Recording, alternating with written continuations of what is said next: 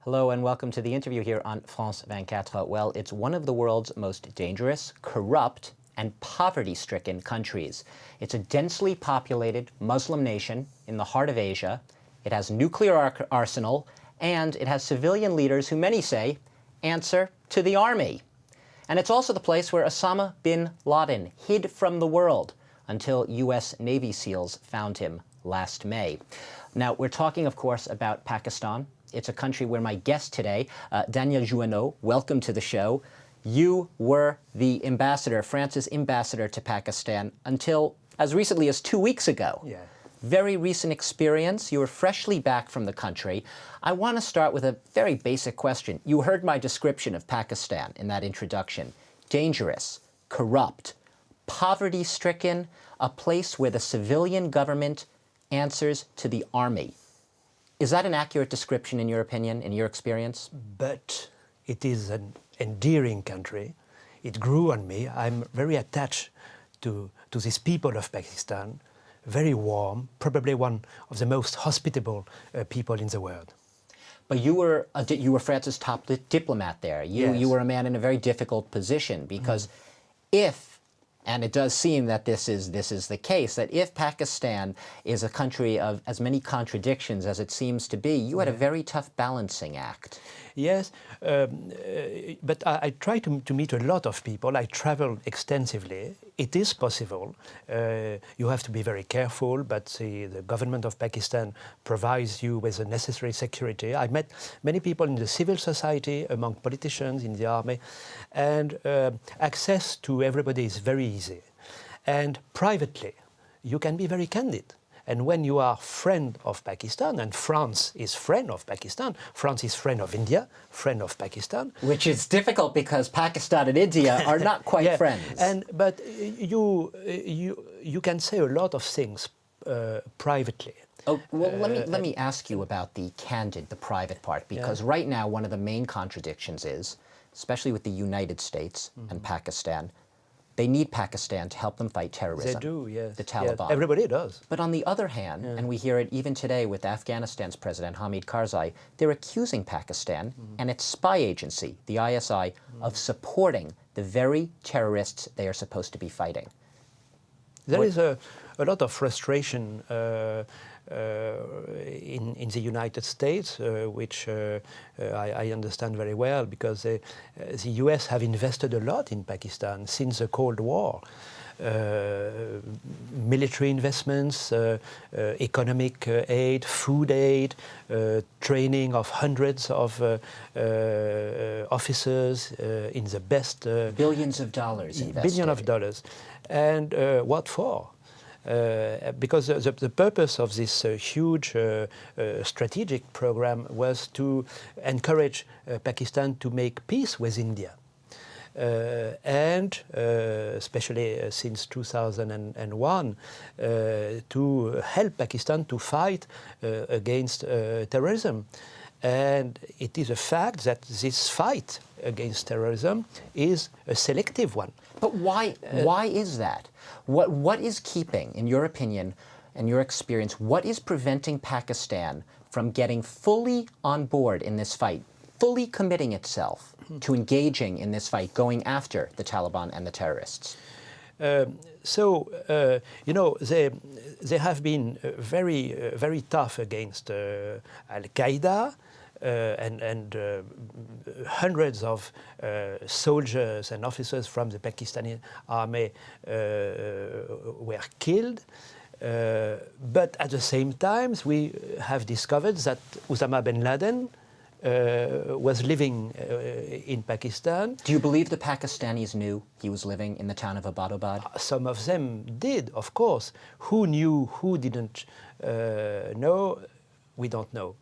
But of course, the house where bin Laden was living was a very big house, very visible in a big city, and very, very close to the inter-services intelligence office, very close to it.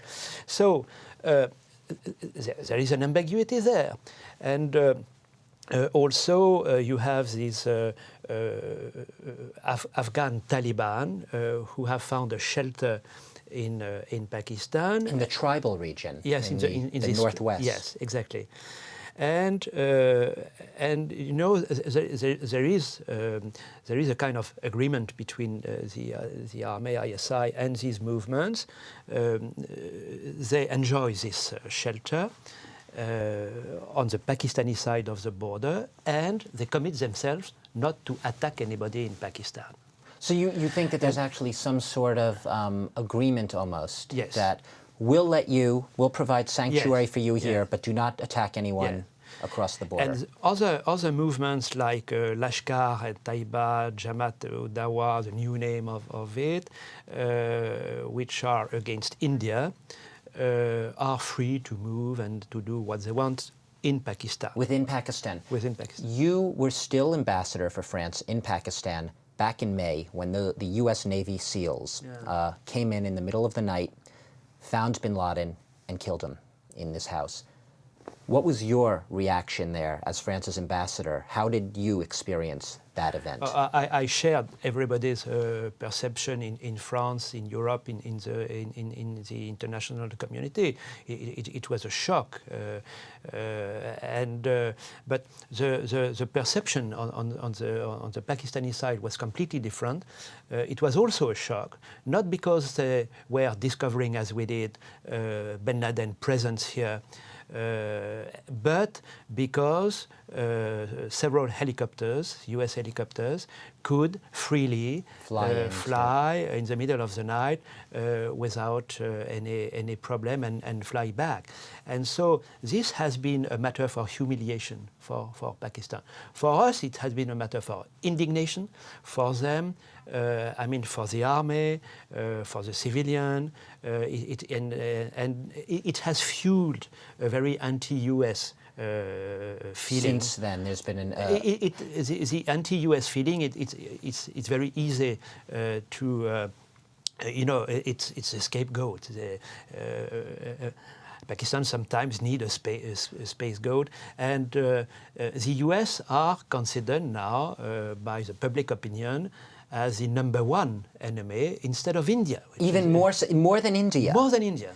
More than India right now. Do you, well, I mean, I was going to ask you about India in general, but do you think the U.S. was right? I'll get to India in a second. Do you think the U.S. was right not to tell Pakistan or Pakistani officials about this raid, the bin Laden raid, in advance? Do you think they were right to keep it a secret?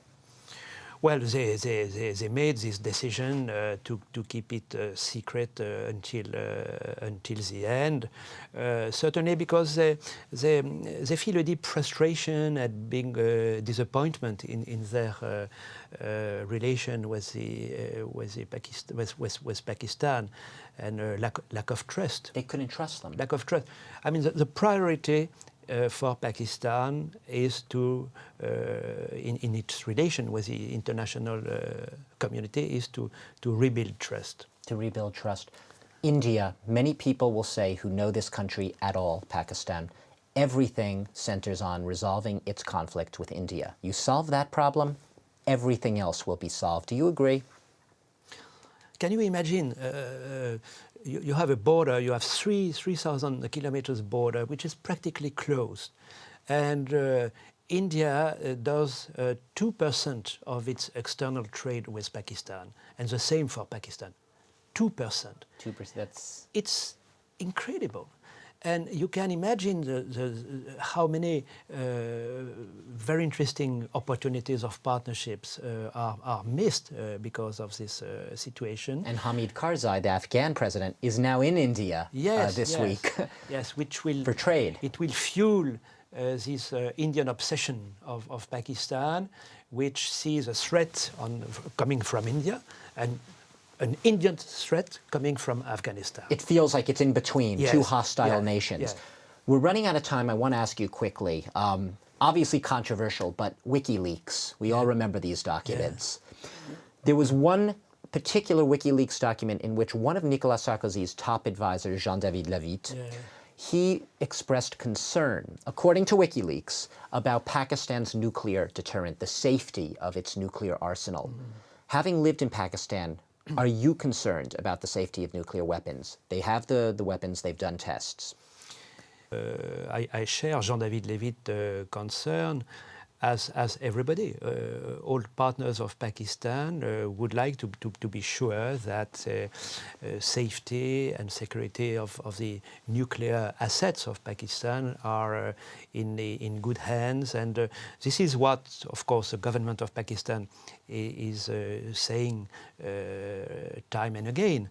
And they have explained their security scheme to the US particularly, which were quite satisfied with it. But it's true that it is a permanent concern for all of us, because the country is not stable, not yet. You're 2 weeks back from Pakistan. I said the new ambassador is already in place there. The new French ambassador? Not yet. After 2 weeks. Very shortly, one sentence. What's his number one priority, him or her, whoever replaces you? Cooperation against terrorism. Also explaining to Paris what is happening in Pakistan, which is a classical political mission of any diplomat. And he will have, like I did, to try to keep a French presence in this country, because there is a lot of interest in France, and to do what he can, given the security constraint in the cultural and economic fields. That's just a little bit of work, I think, for your successor in this job. A very difficult job. Daniel Jouanneau, thank you very much for being my guest today. You are just returned from being the ambassador for 3 years, France's ambassador to Pakistan, a very difficult country in the heart of Asia, trying to join the fight against terrorism. Thanks again, and thanks to all of you for watching the interview here on France 24.